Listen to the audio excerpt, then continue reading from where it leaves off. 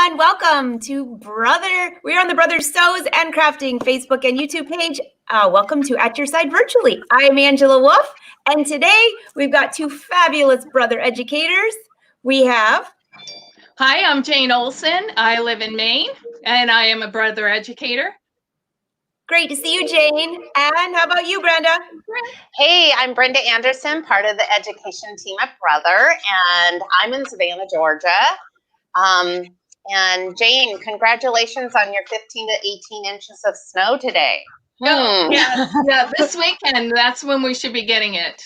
Yeah, it's lightly snowing now, so it's really pretty. So also I'm a certified instructor with Judy Niemeyer. And some of you probably maybe remember a show we did. I think it was episode maybe 117 or something like that a couple months ago. So I'm just going to kind of take those blocks we did then, and we're going to kind of play with them today. Yeah, I think that was numbers 117. So much fun. Go ahead, Jane. Sorry. Oh, I was just going to add that it was session 117. If anyone wants to like go back and see where we started and then continue on with this one. Oh, you remembered it was episode 117? I had to look. Yeah, that's awesome. So if you've never been here before, say hi, say where you're from. You never know if your neighbor is sewing next to you, crafting or fishing, or now shoveling snow in your case. Yes, and lots of it. All right, so Brenda, would you like to hit it off first, or Jane, would you like to hit it off first? Oh, well, I am just going to be going over a quick project here. Oh, cool. It's a quick Valentine's project, but I think Brenda wants to get started first, and because mine's just through the My Design Center, and we'll just talk about that in a little bit. Which is going to be very fun. Yeah, lots of different shapes and designs that you can do all in My Design Center. Hold those up again real quick. I'm going to bring Brenda up. Sure. So this one is one that you could do for a wedding or Valentine's Day. Oh, that's cute. Right? Put it in like a vase of flowers or anything like that. And then this one, again, is for Valentine's Day. So this one can go in of, your dozen roses or that you get for Valentine's Day. So a couple quick projects all done. And these can be last minute. They could be gifts. You could do that for someone if you're sending them flowers or an arrangement or a plant or anything like that. It could go in that. That is a little something special that you've done yourself. Super great idea. I see. Sorry about the echo, guys. I'm not sure what that is. Let me bring Brenda up. Can you hear me okay, Brenda? I can. Okay. It sounded like a lion or something. Maybe that's what I heard too.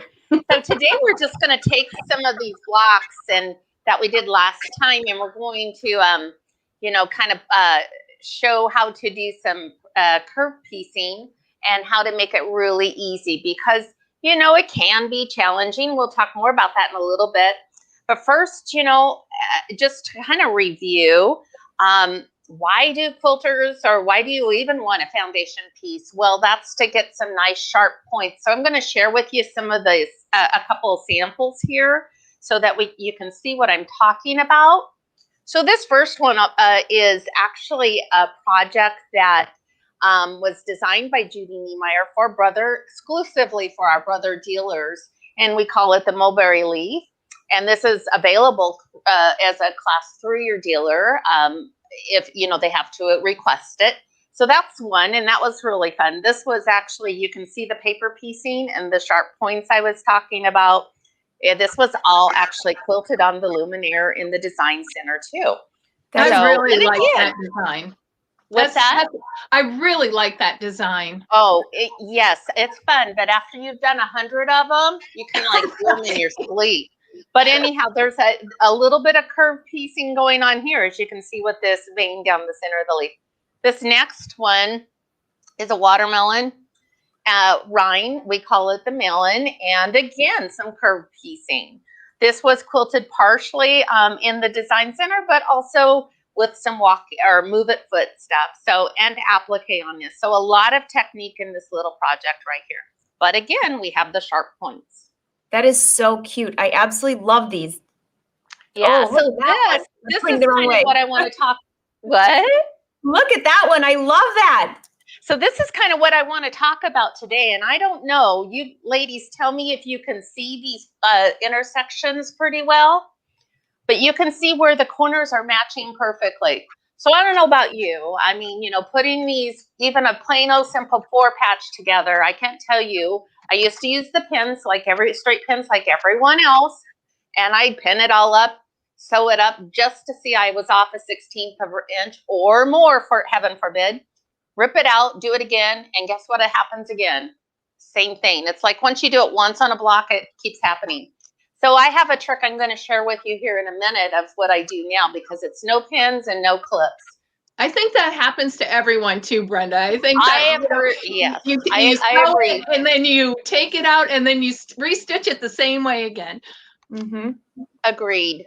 Agreed. So this is just a really simple, by the way, this is a paper piece project too, but it's a nice simple one, even though you can see the points and stuff. But it's a great way. I'll just say it's a great beginner project for learning the process of paper piecing. Gorgeous. So let me put these where I won't fall and trip over them. Okay, this next one, this is kind of this is an American Beauty. It has some plain, just some color blocking in it. Today we're going to kind of look at a block similar to this, and we're going to do a little curve piecing, something similar to this.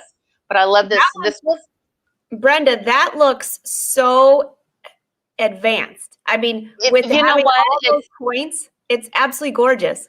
Yes, and the points, and you know, this is like, you know, this is all done by paper piecing. That means sewing by number 1, 2, and you know, of course, there's stuff along the way, but it's a doable project. This particular one was just made with fat quarters, so you know, really nice, easy, fun quilt though. I loved it actually. Okay, so here we have again. Some more, this is a lot more curves. You can see a lot of curves going on here, but this vein down the center is an S curve. So that's another, even another way that you may have to put things together. And that kind of takes a 2-seam process, if you will. So this is just another sample of it. Oh, I like that. It's called the Dahlia. Okay, so here are our blocks from last time, and I had 12 blocks after it was all said and done, so I decided to make a table runner, and I put these first 4 together, and again, you can see the center. Do you see the matchup in the center here? Looks so that's what we're going here. Okay, that is what we're going to go look at, how, at least how I achieve it, and maybe share with you something I find easier, and I got away from the pens and the clips because again, they didn't really work for me all the time. So I'm going to take 4 blocks, and I do really recommend you laying your blocks out on a design wall or on you know, a bed, a table, whatever you have handy, just so that you can see, you know, get the design you want before you start, you know, sewing. So now at this point, what you'd want to do is you'd lay out your whole project, and I'm just going to have a 4 square here. So I would just take this one, because I want these 2 sewn together, put it over, 1/4 inch seam, press the seam, lay it back out, and then do the same with this second pair. After you have those sewn together, which I do here, let me lay them back out here for you. Boy, so I have my 2. Brenda, you're a really fast sewer. It's already done. I know, isn't it? I mean, it's amazing how fast it is when it's already done. So now I have these 2 laid out. We're going to pretend I have my 2 rows, and so I need to connect there. But this is where I need to really watch the center, right? So I'm going to pull that top one over, just kind of put it right sides together. Now you ladies let me know if you can't see something, okay? And then I'm going to line up the edges, the seam allowance. Okay, so once I get it lined up, what I'm going to do is just take and pull this back. What I'm looking for is I want to make sure this seam is lined with this seam. So I can see that I need to move it over, and that looks pretty good. Check my edges again. Okay, so Brenda, I've got that. Yes. I know somebody's going to ask this if they haven't already, and I missed it. So do you have that seam allowance pressed one way and the other one pressed the other way, or are they both pressed the same way? I do. I have I don't know if you can see that this pressed this way, and that's a very good point. On these particular blocks, it was really easy. I always pressed my seam to the dark side. By the way, speaking of that, and this is something I learned, just a few years ago. It takes me a while. I'm a little slow learner sometimes. It's whichever way you want that seam to go when you're pressing, you just lay that fabric up. In other words, when I wanted my seam to go to the dark side, I just make sure it's the one on top at the pressing station. Does that make sense? And it's automatically gonna, when you press it open, it's gonna be to the right side or to the dark side. We'll go to the dark side. Was that clear as mud, by the way? Clear as mud. Okay. So we've got our seams lined, our edges are matched. So then I'm going to go and grab my favorite tool, or my tool in the sewing room, and my purse and my luggage and anywhere else I can stick one. This is a water-soluble glue pen. And when I when I started using this for my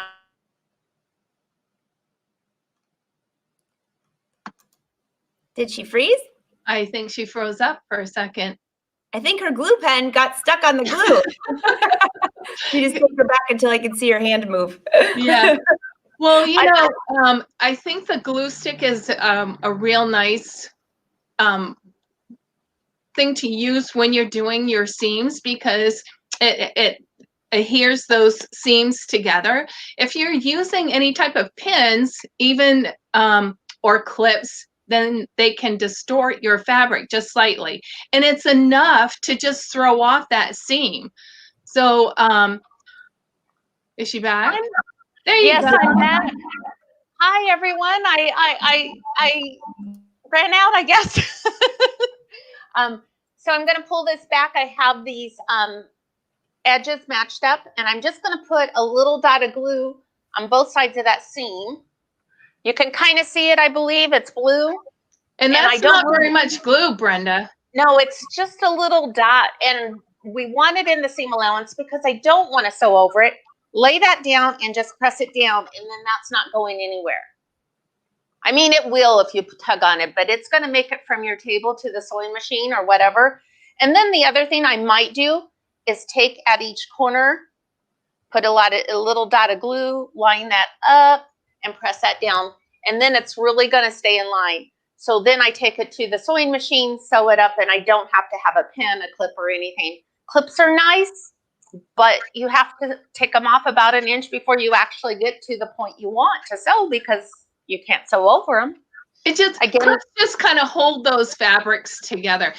It's not precise enough to really get your seams aligned properly. So, Brenda, what pattern is that? This one is it's similar to one that's called Crackers, a Hoffman Crackers, I think it is, but it's a little bit different. It's just some leftover papers I had laying around, so I thought, why not use them for something, right? Mm-hmm. So that's all I would do. I would take this now and do my 1/4 inch seam, press it open. At the end of the show, if we have a few extra minutes, I'll take my finished block and I'll show you what I do to the back, just for a fun little tip. But we'll see how much time we have. Right now, let's get this next, because we want to get right into curve piecing today. So let me move this out. This is a block. Actually, I got a couple blocks here that I've been working on this for a while. There's a little bit of variation, a little scrappy thing going on. And if I keep doing these shows, Angela, I can actually get this quilt done. Let's just plan on it, because that's so cool. I got to see how this is sewn. So again, you see the points That's why we do it, right? This is a curve seam, and then this is a curve seam. I'm going to show you how I added this today, but you would do this first one the same exact way, okay? So let me move these, bring in this next piece. So here's my block. I'm ready to put that together. Now, I didn't say that I never use a pen. I do use it sometimes when it's necessary, and I'll show you why, but I'm still going to go back to my magic glue pen. So I want to take and I want to put this down. So I have right sides together. So when you're doing curve piecing, this is our concave and our convex of the circle. Just make sure you always have the smile on top. The concave needs to go on top, because when we start putting this together, it gets all, you know, kind of gathered up, if you will. And if you have that on the bottom, then you're very likely to sew in some, you know, little pleats or, you know, that kind of stuff. So just make sure it's on the top. We want the smile, not the frown, right, Brenda? Yes, have the smile on top. Just make sure it's smiling at you. We want the smile without a seam ripper, right? Exactly. You know, when I do that, either that watermelon or leaf class in class, you know, I go through their little supplies, which is very little supplies. But we come to the seam ripper and I'll just tell them, this is your insurance policy. Don't redeem unless you have to. So, okay, I'm going to go ahead and put, obviously, my little glue right here. This first corner lines up. Just have your corners line up. Can you see this, Angela? Oh, yeah. I'm loving this glue stick. I know. Like I said, you need one in your purse and everywhere else. Okay, so see how I have that lined up? Now, this is where I'm going to use a pen, because if you notice, I want to keep these edges straight. And so if I kind of weave a pen right here, like that, it's going to keep it so that it doesn't flare out. And when I sew it, if I let it flare out when I have the block finished, it will kind of have a, you know, be skewed out, you know, it'll kind of flare out. And I want to keep it nice and straight so that when you finish sewing it, it's straight like that. That makes sense. Okay. All right. So that's one side. Let's do side number 2. Put that up there. Lay that on there, match those seams. And again, I like that. It doesn't take very much glue to really hold that so that it's perfect. Correct. And you know, the most important thing is when you put that glue on, do take your finger and press it down, because I have it from experience that if you don't, it doesn't just stay there. Okay, let me, you know, being left-handed or partially handicapped sometimes. There we go. Whoops, sorry. So I would just take and put another pin here. If my fingers will work, I will. Okay, so once you've got your pins in there and that's on there, you're going to kind of lay this out and you're going to start pushing these edges. And because this is a bias edge there, that curve is a bias edge, just start pushing it out so that it meets up with the edge of what you're sewing it to. And put a few dots of glue again, and you have it in position. So just lay it down and press it down. So you would do that. Let me do it one more time so you can see. For the magic of getting something done, I already have one glued on, but you know. A little bit more glue here. Lay this out. Press it down, and you can see how that's working. Do you see how that's just naturally, and it's going to stay. Once I get it all done, like this one, it's glued on. Whoops, you can't see me because I got my hand my way. It's glued on, not sewed on yet. But I have my pins in, I have the glue on there. It's ready to take to the machine and sew it on. What a good project. You can have a stack of those sitting next to you, because I like to have a project that's ready. That's a good project that is that you can have. If you have just a few minutes, you can work on that, or you can bring that and be kind of social while everyone's watching TV or something like that. You could have that on a tray and do that while you're being social. and then have it ready to sew later. Oh yeah, and just like when we used to before COVID, go to our sewing groups, or maybe a whatever kind of. Sometimes it was a craft night, but your craft is your craft and mine, and you don't want to maybe drag your sewing machine in your pool bag with all your fabric and all that kind of stuff. But you could. I often took a little project like this, isolated, and just sit there and do it all, and it makes it a great way to get it done. And like Jane said, you're ready to sew. I love that, Brenda. So just a quick question, because I know it's not a brother product. So some people are asking, like, what is it, a wash away glue gun or not glue gun? Oh, you know what? It's water soluble, and I don't know how many, there's several different brands. But they're all kind of, and there's refills. They refill. Let me just show you. Well, mine looks really crappy. I use it a lot, but do you see this? Oh, I'm going to need a refill in about another 1/4 inch or so. Yeah. I would just pull that off and put my refill on, screw it back in, so to speak, and keep your cap on, because these will dry out. So if you're doing a lot of them, Brenda, what I'll do is, because we're putting the replays of these now, I'll throw it on my blog. So if you go to angelawolf.com tomorrow sometime, I'll make sure I have a link to that. A few different types. I'll talk to Brenda after the show and put those in there for you. Sound good? Yeah. So Great. A great tool nonetheless. I do use a few pins sometimes, but it also saved on getting DNA on my quilt blocks, because not poking myself nearly as much. Other things I've talked to, I mostly obviously do quilts, but if you're a seamstress, you do clothing and stuff, a sleeve is the same thing. You could totally, you do your gathers and get it in place and distribute it. That way, when you're at the sewing machine, you're not trying to do that part as well as sew it. So, yeah.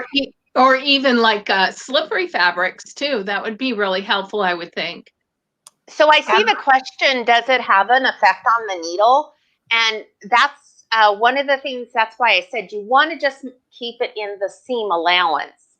I am not going to say I've never ever sewn on some, but I often have it just on the edge, like maybe 1/8 of an inch in, it's just to hold it together. So I would say mostly not, because I intend to keep it away from the needle and sewing on it.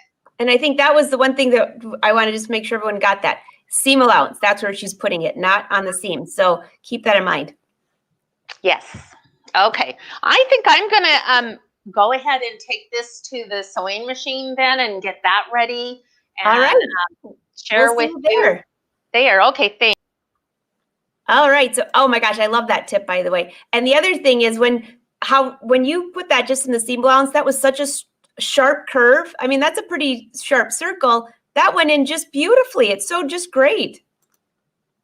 Oh, Jane, I think you're muted. Yeah, I agree. I can see using that on a lot of detailed blocks, and not have to get the pin in there. Like I was saying before, pins, there's a lot of different diameter pins as well. You can have the silk pins that are the diameter of the pin is smaller, so it doesn't distort as much, but it still distorts some. It's still, even the clips, the pins, all of that distorts. But if you use just a little bit of the glue just on the edge, just to hold that together until you sew it, it's a really great product. It really is. I think, Brenda's back. Hi, Brenda. Hey, let me, there we go. All right. So I'm here at the sewing machine today. I am using the Luminaire. And so I'm just going to tell you, just quickly how I have my machine set up, which is very simple, but talk about it, just the thread and stuff. So I'm just using a sharp needle, size 75, and thread is a 50 weight. So I usually do my piecing with a 50 weight thread. And as you know, with thread, the bigger the number, the thinner it is. The smaller the number, the thicker it is. unlike needles, it's the opposite. The bigger the number, the thicker or the bigger they are. So those are what I'm using there. And in the bobbin, I have the same thread. So whenever I piece, I usually have the same upper and lower thread. Today I'm going to use just stitch Q1 or Q01. And on the luminary, you have, to get to that, you have your utility stitches, you have the Q menu, and all that is stitches that are somewhat more favorites, if you will, of a quilter. So when I go to the Q menu, my piecing versus the utility, regular utility, if I go to Q01, it puts my piecing stitch, you'll see, in the middle. As opposed, let me just show you this. I mean, you know, again, I'm a slow learner. I might have mentioned that. In the first menu, I can get to a middle stitch, but you'll notice here, it comes up a default. You'll notice if I show you, a default length of 2.5. Whereas when I'm in the Q menu on my middle stitch, you'll notice it comes up 2.0. So it's already kind of set up for the quilter in mind, puts the stitch length at a 2.0. We want a little bit smaller stitch, you know, and especially when you're doing curves, because if the stitch is too big, your curve doesn't have quite the punch, if you will, as with a bigger stitch. So we're going to go ahead and do that. The other thing that I want to use here is the pivot function, because doing a curve, we're going to be going around the curve. And so when I choose, this is it's not activated, but when I activate it, it will go blue. And the reason for that is as I'm going around the curve, and I need to stop or slow down or whatever, the foot automatically comes up for me. So it's a really handy little feature. So that's kind of how I set up my machine. That feature, by the way, that you're talking about there, I've had so many people say they did not realize that. I mean, that's been on other machines, not just the Luminaire, that they did not realize that that's what those were for. And I was like, yes, those are fantastic. Because I remember somebody saying, they were sewing and they said, every time I stop, the foot pedal goes up. I'm like, could you check your settings? There's so many settings. Right. So there's our screen. Now I'm gonna, Angela, if you want to just let me move my camera and get it focused at the needle, I'll do that real quickly. Oh, sure. All right. See you in a second. I love that feature, Jane. And that's one thing when she was doing that, I was like, I got to point that out for those that are maybe watching the replay or watching it over again. Don't miss that part, because there's a lot of settings on the machine that you can change and adjust. Jane, you're muted again? Goodness. There you are. Oh my goodness. Yes, that's one of the things that I really like about the Brother machines is you can really customize the machine to your favorites. You know, even cutting your threads. You can cut your threads with your foot pedal. I mean, it's wonderful. Absolutely. I see you, Brenda. You're back. Oh, you have. Is that what I think it is? Yes. Can you see the magnifying glass? Yeah. Okay, so yay, I finally got one. But what a great, timing we have it for this curved piecing, because you're gonna, I think, well, if you have eyes like mine, you need all the help you have first of all. So this has two strengths, if you will, a 1.4 or a 1.7. So if you can see this, you can see I can lift it. I have my 1.4. If I need more magnification, I put this other one down and I have a 1.7. It just clips right onto my machine up here. Oh, I love that. So there we go.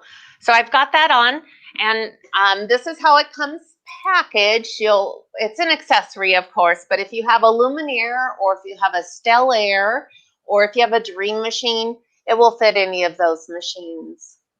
That's good to know too, that it goes, because a lot of people say, can I use that on my Dream machine? Because I know a lot of you have the machines and you love them. And so, yes, absolutely, it will work. I like the way it just flips up. Show them how to, it just flips up out of my way. Or then angle it back up the other way, Brenda, to the left. like, Oh, yeah, there you go. There you go. sorry. Totally out of the way. Totally out of the way, but then you can just drop it down and sew. So it's really a handy feature or accessory. That's awesome. Okay, so I have on my, I'm just trying to zoom way into this needle. I think I'm there, and I think you might be able to see it. So right now I have on the machine my 1/4 inch piecing foot with the guide. So we have another, I'm going to just lay this here. There's another 1/4 inch piecing foot that actually has some different, I guess, if you will, different sizes you can follow. A 1/4 inch is at the side. I'm going to try to do this and keep my fingers out of the way. It's at the side of the foot right here. But if you needed like 3/8, that is the actual side of the foot. And then if you're wanting to like sew about a 1/8 inch inside of the block, so almost like a top stitch or something, you can have your seam go along this edge and you'll get an exact 1/8 inch seam. So it's kind of it's a really kind of, I use it a lot. It's very versatile type, but both of them I use a lot for different reasons. They both have markings on them. So, you know, if you want to stop a 1/4 inch before the corner, the marking's there to help you. So they're really pretty cool feet. I love having those markings on the foot. It's just really handy when you're coming to the end of your fabric to know where you are. Absolutely. How far away you are to your 1/4 inch so that you can do a nice pivot. Mm-hmm. Yes. Yeah. So I think, let me get this foot pedal. Give me a moment, Angela, please. Sure. Give her a sec. When she gives me thumbs up, I'll bring her back up. But, you know, I think I love when you guys, when any of you pull out these new, like not new feet, but explain what the different feet are for, because especially garment sewers that maybe don't do a lot of quilting, these are really valuable on any type of sewing. And so when she's talking about the little, when you both are talking about that, you can tell when before you get to the end of the seam because of the markings. It's so easy. And then the little edge, the 1/4 inch foot is fantastic. Oh, There. And I like the where the guide is, and I like also the foot without the guide. So I like both of them. It just depends on what I'm going to be sewing. mm-hmm. Yeah. The more feet, the merrier, right? I just Yes. depending on what you're doing. Right. Well, let me put my little, I'm going to use this handy dandy little magnifying glass. I do love how it swings out of your way because sometimes, you know, you want your fingers down there, but just tell me, is your guys' view okay? Great. Okay. So I'm going to take and line up. I've got my fabric in here and I'm going to have it run right along the inside edge of that guide. So around the corner we go. So we're going to, we're activated on pivot. So I'm going to just start sewing. Now what you're going to want to do on a curve, you can see that it's kind of roughly and stuff. So we're going to kind of watch those. You can get a stiletto of some sort or a chopstick or whatever you want. Or often I have my fingers right down here, but I'm trying to keep them out of the way just for your sake here. So we're going to just start sewing. My suggestion on a curve seam, but do you see how I'm not having to mess with this? It's all glued. I'm not like having to hold anything other than just worry about not sewing in the pleats. So I'm going to just sew away. Following the... That's awesome. Yeah, it just makes one less thing we have to do. And that ensures, I mean, I would say 99% of the time, there's always that 1% of, you know, something will happen kind of thing, but 99% of the time, I never rip these out because of pleats. Some of the curves are... I'm just going to point out those that were wondering what she was doing on the screen with the pivot. Notice that when she stopped stitching, her hands aren't touching anything, and the foot pedal automatically goes up and the needle automatically stays down. So it holds the fabric in place. It's like having a third hand. Or Yes. fourth, I don't know. Depends. It makes your curves a lot smoother. Brenda mentioned how she used a shorter stitch length to help make the curves smoother, but also just having the foot lift up and readjust. It gives it a time for the fabric to relax and then to keep stitching. So without that feature, obviously to go around the curve, I kind of have to be back here with my hand kind of, you know, using the presser foot, because there are going to be times when you have to have it lift up for you so that you can get around the curve and keep it a nice smooth curve. So when I come up on this last part of it, here's my pin. I just slide it out. I don't, you know, sew over pins. Keep it going straight and off we go. So let's take this out and see how we did. Oh gosh, that looks so good. Of course, you go to press it. And, you know, most patterns that tell you which way to press things. So, you know, just follow your instructions. But, I mean, you can when you press it, now sometimes this is more wrinkly in the fabric than pleats. I started looking, thinking, oh, I got a pleat, but it's really a wrinkle there. When you go to press it, you know, just follow your instructions or make up your own. You know, usually they're pressed in a direction that will assist you when it comes to assembling the quilt blocks later. Boy, that's so great. that is just really a curve that, you know, how easy. And I use this for every curve seam. The tighter they are, you know, the slower I would say turn your machine down, get used to it, and slow it down. What do they say? Slow and steady wins the race, or, you know, so just and then you'll get, you know, as you get used to it, you'll, you know, speed up and kind of take it at a new speed. So that's awesome. I enjoy doing curve piecing, really. I have a feeling that you have a lot of people on here watching that are like, I'm going to start curved piecing, because that was really easy. Yes. Yeah, it is really pretty easy. So I know we talked a little bit about, Jane, did you already talk about straight pins? I talked a little bit about the different types of pins that there are, you know, letting them know that there's different lengths, there's different shaft, I guess it'd be the shaft, the diameter of the pins. So depending on what you're going to be sewing, you know, you'll want to change your pins. You know, there's the short applique pins, there's the longer flat pins, like what Brenda was showing, that, you know, where you can put a ruler on top of it and, you know, you don't have the round glass ball there. So there's a lot of different type of pins out there to use. Yeah. Choose your favorites. Absolutely. So, Angela, I have one more thing that I'd like to show these quilters and sewers today. We'd love to see. If you want to take me back to that demo table, I'll meet you back there. Sounds good. All right. This is all Jane. exciting, isn't it? It is so exciting. So exciting.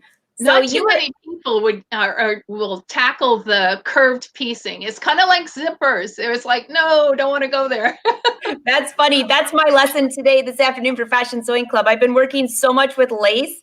So yesterday I was working on the sleeve. I'm still trying to find fabric to be able to match it. But one of the things with lace is putting hidden zippers in the side. And so that's our Fashion Sewing Club tutorial today, because zippers are a pain, but once you got a hang of it, they're easy breezy. That's really pretty. So you're sewing the lace without just lace on lace? Mm-hmm. Lace on lace. So, you know, quite often there's lining in there as well, but sometimes not so much. I mean, sometimes you have a fitted top that you want to wear over a tank top, or maybe, especially for bridal wear. Mm-hmm. And since it's coming into the season of, you know, bridal and things like that. So having that hidden zipper in the side, if the lace doesn't stretch or the fabric underneath doesn't stretch, you need to get it over your head. So you have to have a hidden zipper, and you don't want anyone to see that zipper, because it's like magic of how you got your outfit on. Right. Yeah. or over a pillow or anything like that. Oh, hey, Brenda, that looks gorgeous. Oh, thank you. I showed you, I kind of showed this a little bit earlier. This is what this is called the Dahlia.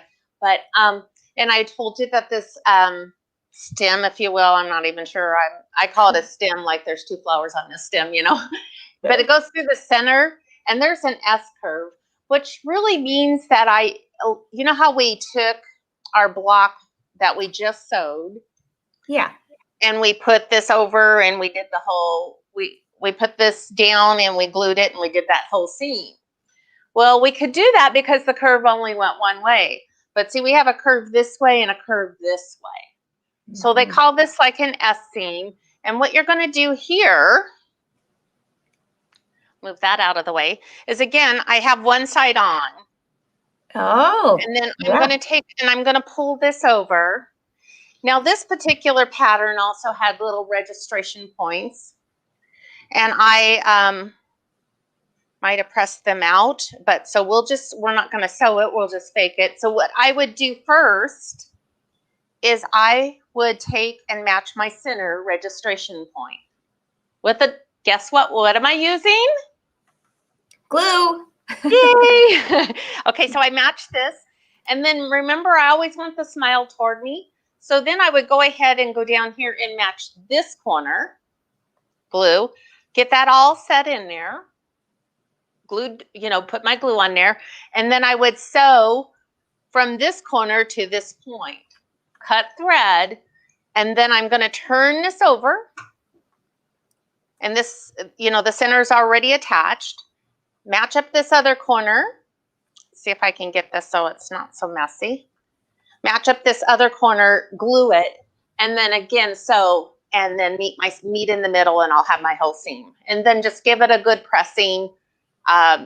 Seams, to whatever side it says. Usually I go toward this stem in one of these. So, just whatever is working best for your project, of course. That's awesome. So, hey, Brenda, this question came up a couple times, and I know for garment sewing, what I would say, but for this, because you only have a 1/4 inch seam, are you having to snip your curves at all before you press that open? There are certain blocks that you are going to have to do that on. And, generally you can see, how your seam is. There's a block when we do like a mariner's compass, because the part around the curve isn't usually bias. I will have to snip it, to get it to work. But generally speaking, I think there's not that much. It's not like garment sewing for sure. It's not as much snipping, but yes. And you'll know if you're struggling with it to fit, and you believe it's a good pattern, then give it a little snip and you'll take care of that. Yeah, that's awesome. I really like using the scissors too that have the zigzag cut on the scissors. Oh yeah, like a pinking shears. Yeah, the pinking shears. Yes. Yes. I was thinking, is that a new scissor? Am I missing it? No. I really like the pinking shears because that takes out that extra fabric, so that when you are folding it in, then it gives it a lot smoother look if you use the pinking shears. Yeah. And a nice clean finish. Yes. Yeah. So anyhow, if you don't have, well, first of all, I'll just say, if you don't have a luminary, you're absolutely missing out. But secondly, you need some water-soluble glue. It's a great tool. Yeah, little different price range there, but hey, just a little bit. Everyone's saying they absolutely love this. I love how you showed that though, taken apart, because at first I couldn't tell when you showed that if that was just a piece of ribbon, but showing that it's 2 different pieces of fabric, that's very cool. Oh yeah. So let's see what else. Hey, Joanne. Joanne says your color combination's gorgeous. Oh, thank you. Thank you. This is another one. This was actually these I was making for myself, and I'm, getting there. But this was a class that I had done a while back. But placemats and table runners, but especially placemats. And if you're trying to learn a new technique, great way to do it. Also very quiltable, if you will, on a domestic sewing machine. Really, any domestic sewing machine, have a walking foot, or even better, a move it foot, and you're in good with that. So it's just placemats and pillow cases, right? The just so that you can swap out the pillowcases with the season, the throw pillows. If you make a little case for the throw pillows, you can change that out all the time. For different holidays, for different seasons, for birthdays. That's so true. There you are. Hey, welcome back to the party. Everybody's saying they love it, Brenda. They love it. There were a couple questions. I think I got them in here. So if I missed one, sorry, guys, you can ask again. There's a lot. So I was just didn't want to interrupt in the middle. Mostly just that they love it. The clipped seams. Someone asked about your stitch length one more time, of what stitch length you were using on the curve. Okay, around the curve, I did set it with the that stitch Q-01. That was a 2.0. A lot of times, I have to be honest, I'll go to about a 1.8 on a curve. Okay. So just but 2.0, it works really good as well. But I wouldn't go any bigger than that. Yeah, on a curve. Even it's even when you're doing top stitching on something, when you get around curves, you'd think, even if the whole straight line was a 4.0, just say it was like decorative top stitching, when you change it to that 3.0 to get around the curve, you'd think it would look a lot different. It doesn't. It actually looks better. Otherwise, you got a bunch of like zigzags almost, yes. like little straight edges. Yep. It just gives it just gives you a smoother, nicer curve, with that shorter stitch. So yeah. So true. So true. Okay, I'm making sure I'm not missing any others. So Joanne, the only downside would be if you had to take it out, right? Technique. Whoops, sorry, Brenda. That's all right. Joanne, I just said there's a tool for every technique, and I'm thinking in my mind I'll find like 5. There's so many. Definitely. Let's see. What type of feet are there on the regular sewing machine? Well, so that's a regular sewing machine. I mean, yeah. I mean, I'm not. I guess regular sewing machine is relative to what you have, but there's usually for any. I mean, as far as I know, any machine there would be a walking foot, or like in the Luminaire or Dream machine, you have the Move It foot. Actually, we have a few other machines where the Move It foot is compatible as well. That's a great quilting foot if you're doing the quilting because it's belt driven. I might have one around to go grab, but I have one, Brenda, where it will at the same rate pull. Your feed dogs are working on the bottom, and the Move It foot's working on the top, and it pulls it together or pulls it along. There you go. There you go. It's a wonderful foot. Here's the belt, and actually have the quarter inch foot on. So this also has those markings, right? Yeah. Yes. Yeah. There's markings on that. It's a great versatile foot because you can there's an applique foot, or I should say open toe foot, so that you can actually use it, with many of the decorative stitches, which is very nice because if you're quilting, you can quilt with those decorative stitches. I mean, we only have hundreds. We might as well use one. But I do want to point out, even if you're using a new beginner machine, or maybe you only paid a couple $100 for your brother machine, check on their website, because I remember when I first started sewing, I would just keep adding different feet to my machine. So as long as you know if it's a short, say this fast, short shank or long shank, I always have to stop because it never comes out right. And just double check that your machine is compatible with that brother foot. You can call your brother dealer. Sometimes you can find them online, but you can add these extra feet, not the move it foot, but just check, because there are other feet that you can add to your machine if you have a beginner one, what I would call beginner. Yes. I know that Yeah. Joanne talks about different feet as well and how to use them. So that's really helpful. Yes, and actually, speaking of that, Jane, if you go to blog.brothersews.com, I'll bring that website up. There are a ton of tutorials on there, and she was doing foot of the month. I think she's still doing foot of the month. I don't know how we could still have feet, Joanne, but there is, because you've been doing it for years. But if you go on the blog and you look that up, it shows each foot and how she gives great tutorials on how those work too. So it's been very valuable. Absolutely. Absolutely. Sitting down with one of those feet is really a cool thing to do. I've been doing that lately because, you start, you kind of get in a groove and you know what you use. And when you go, oh, I need to try this new foot to see what the heck it does or how it can help me. And that's very, it's just a great, fun way to, if you get some extra time and you want to learn something new and it's your machine, you might as well learn something new with your machine. The feet, different feet attachments can make whatever you're doing a lot easier.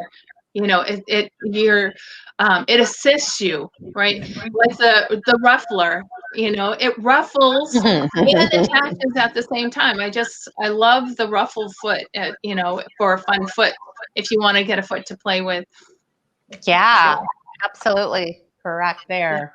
Okay, so here's a question. Amber says, would a gathering foot work good on shoulders, Angela? So I'll answer that. I mean, we'll all three answer that. I would say for shoulders, a gathering foot I would not use, because you're easing in that, if you're referring to a jacket or a sleeve cap, you're easing that in evenly at the top and you're not gathering around the rest of your sleeve. So just picture this is your sleeve and your curve and you're only easing it in at the top. So I would say no in the application that I'm picturing in my head. So what do you girls, any advice on that?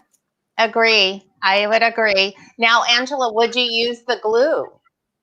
Well, now I put it in, because I've done that. Actually, for us, I was just working recently with a satin, because I was trying to find a satin actually to match this. And I've been playing with a few different things, working on tutorials, for classes for the spring. And this satin, it was a polyester satin that was beautiful. I mean, just beautiful. But every time you'd sew it, it would be all over the place. I mean, you'd sew, you'd be like, oh, I swear, if you look away for a second and have that squirrel moment, there it goes. I love that glue because it was a flowing sleeve, but to get in that sleeve cap using a little bit narrower seam allowance, I think is what I was trying to do. But that glue, marking it in certain spots would be, except, I got to say, Brenda, this is terrible. And everyone watching, brother fans, don't think badly of me, but I would be so focused on getting things done. I would glue it together and I would forget that it was glued and I would wear it out. And halfway through dinner, my sleeve would fall off. It would rain and it would come apart. Yes, it would rain and all of a sudden my clothes are disappearing. At least my mask would be on, but. Well, if we have a couple minutes, Angela, I'd like to just show my quick little Valentine's project. We would love that. Okay, so if you have just a few minutes and you have and you want to do a quick little gift for someone, here is a Be Mine little Valentine. I just put it on a dowel so it can go in with flowers or in an arrangement or however. And then this one I did. Now this one can be for a wedding, right? You can put this in the bouquet of flowers and then they have a little keepsake afterwards. And so those were all made in my design center. So there's all kinds of different shapes that are in my design center. In heart shape is one. You just bring up that shape and then that would be your base, your heart shape. And then if you're doing a satin stitch on the outside of it, then you bring up that heart shape, the same size, place it, add it to that first heart, and then that will give you your satin stitch on the outside of it. Now, in this case, I wanted the two stitches so that the dowel wasn't flip-flopping, right? So I'm brought up just 2 lines, like a rectangle, and then you just erase on the top and on the bottom, because you don't need those. You just wanted the 2 lines to be able to insert the dowel, and then there you have it. So it's a really cute, fast project, and that it just have a little keepsake that you can give your friends or family. The other thing that I made in Design Center with hearts, and I just, hearts is something that every age likes, right? It doesn't matter, from babies all the way up to older people. You just like hearts. And so this is a little banner that I have made for my grandbaby's room. So here in the center is her initial, and then these are fabrics that are in her quilt that I made for her. So these are just leftover fabrics that I thought, oh, this will look kind of cute hanging on the wall by the crib, right? So in this, again, it is the heart shape. Let me just bring this up. So the heart shape. So you're doing a little applique in my Design Center. And then you just bring up either a small buttonhole, or you can bring a small oval shape, there's different, like I said, there's different shapes that are in my Design Center. You can make those shapes all kinds of different sizes. So this is just a really small oval that I put here, and then that is my slit that I put the ribbon through, right? So that is how easy or quick that you can make a quick, fast gift last minute for friends and loved ones. Jane, that is so cute. I got one for 1 second. That is so cute. And like I said, it's just something that'll coordinate in the baby's room. If you're have someone that's going to be having a baby, or even, younger kids, they like to see their name up, right, in their room. You could just do this with letters and spell out their name and put it on there in their room. They love that. Yeah. And there's all kinds of different fonts that are built into the machine. And I use the Luminaire as well. I love the Luminaire.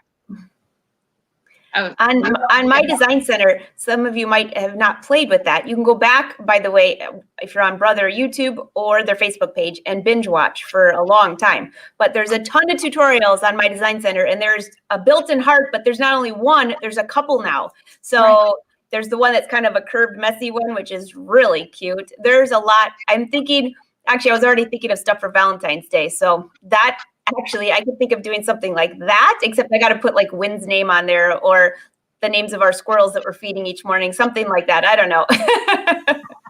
Yeah, and you can change it to any size. You can make as big as your hoop is. You can make a great big heart, right? Yeah. You can make a great big heart and put it in a kid's room, or any shape, flower shapes. There's Absolutely. A lot of different flower shapes that you can do. Mm-hmm. So Connie wants to know, what is the fabric in between? Oh, okay. So I had leftover binding, and I'm like, how you guesstimate how much is going to go around the quilt, and you make more. And so I had leftover binding that I just put to the side, and then I'm like, oh, I bet I could use that. So then I just put like little knots in between. So this is just the binding that I used. I stitched it up and just put a little cute end on there.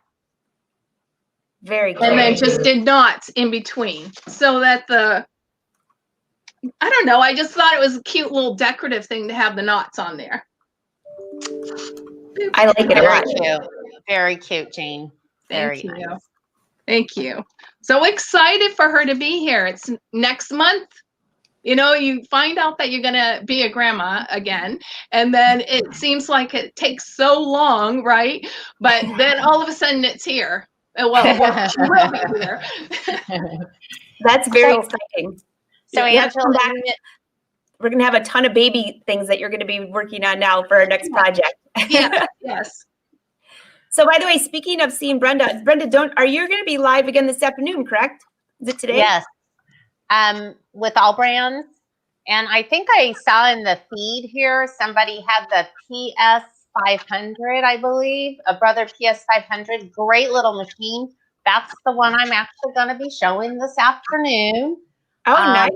I have it's a great, gosh, it's a very versatile machine. It would be great for if you, like had a luminaire and just wanted a second go carry along, or if you're just getting your first machine. And I thought even for a young person, you're trying, those young people, that you're trying to get started in sewing, it's a nice little machine, it has scissors. I mean, once you go scissors, you can't go back. So, and has a needle down. I mean, it's got like seven different styles of buttonholes. I mean, nice little machine. Sorry. Anyhow, that's what we're working on this afternoon. Are those bunnies behind you, Jane? I think you're muted. We can't hear you. Sorry. Gosh, those are done on the Scan and Cut. So yes, this is my Scan and Cut cover. I had to keep that handy, right? When you That's cute. So yeah, I just made bunnies for my Scan and Cut cover. Got one more question. Hi, Louise. What kind of stabilizer did you use to get the nice firm heart that holds its shape so nicely? That's a good question, because what I did is use just some inexpensive felt. Oh, so yeah, I know, right? I didn't have batting in there at all. It's just felt. So once I stitched the one shape, then I trimmed the felt, and then it just gave enough thickness to it so it made it look padded, but not too much. And so is there any batting in there at all? No, just the felt. Yeah. Great question, guys, because I was wondering the same thing, but I didn't think of asking it. I was just assuming there was batting. So yeah, everybody's saying, why are the hearts so stiff? Well, now we know, Margaret. That's awesome. And someone just mentioned again the machine that you're going to be demoing. So All Brands is a brother dealer, by the way. That's where she's going to be this afternoon. So you would have to go, I think probably go to their website and check it out. I'm just going to be like their guest, I guess. Pop in and, like turn on the machine, see what I can do with it. That sounds fantastic. Probably go to their website. Yeah. Sounds good. Well, and I will be posting this video over the weekend onto the blog, and I will talk to Brenda and maybe get a few different examples of the glue pen for you. So I'll have links for you on that. And this has been so much fun. I can hardly wait till you girls come back. I'm going to go test that curve thing well, I'm going to call it a curve thing because I think that would look really cool. And I was just thinking of a project, not that I need any more UFOs, but I have a project downstairs I've been kind of organizing and cleaning. And there was a jacket I made that was out of a cotton sateen, so it was a little thicker. And I was trying to do curves up through here on the shoulder, like almost like quilting, and adding piping into it. Well, it was such a hot mess by the time I finished. I threw it in the UFO project pile. I think I'm going to have to pull that back out and reanalyze how that got sewn in. Number one, using the glue, I think is going to help tremendously because the pins just did not cut it. So unfinished opportunities, right? Oh, yes. There you go. Well, I was just talking about my PhDs. I have PhDs. What are projects PhDs? half done? Oh, I love that. And we were just talking about Wynn yesterday as his CEO specialties because he was carrying everything out of my fabric. I've been cleaning my fabric area, which notice you're not looking at it today because I'm not finished, but I made the mistake of taking all my bolts out of underneath and then trying to reorganize. So he was my CEO carrying everything out. I really like all the different ideas that people have about organizing their sewing space. That's been really good. Oh my gosh, yeah. Well, that was the problem, is that I got too many ideas. Somebody mentioned, Brenda, they love those quilts on your wall down there. Oh, thank you. Thank you. Yeah, I have to change them again. I sit in here and I love them, and it's been great to have a place to put them, because otherwise they're like stored or something, weird like that. So I'll store them for you, Brenda. Oh, thank you. No, it's been really fun to, with COVID, we do all kinds of things. We set up, places to turn on the camera, because usually I was never home.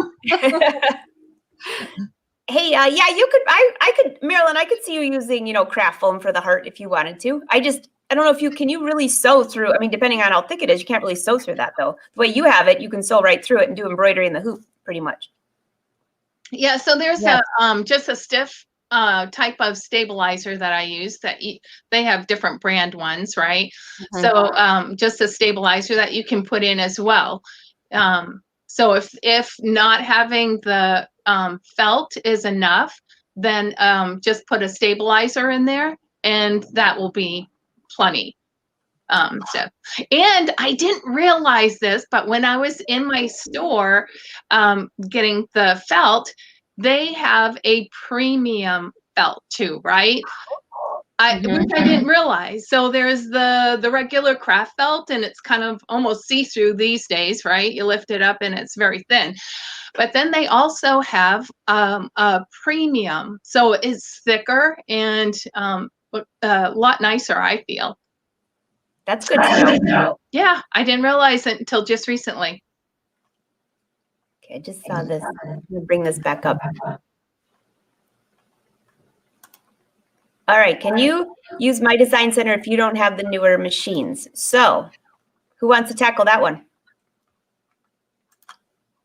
So, the My Design Center is part of the machine, right? So just check your machine. Now that machine does not have it, but so I think it started on. Was it on? Well, the Dream Machine. Dream Machine, the Stellaire, Luminaire. I was also thinking, what was the machine right before Luminaire? Did that have My Design Center? Oh, the Dream Machine. Before that was Quattro. No, in between those two. So Quattro. The Stellaire. I'll think of it. Maybe it was part of, maybe I'm thinking of the Dream Machine, because there was Dream Machine 1 and 2. It started with the Dream Machine, though. It's not on the Quattro. Yeah. So the Dream Machine 1, Dream Machine 2, and then the Stellaire came out, and then the Luminaire. There you go. There's one in there. There was one between the Quattro and the Dream Machine. I could not think of. I'm going to wake up at like 3 in the morning and be like, hey, guys, I figured it out. Give me a call. My phone's on mute.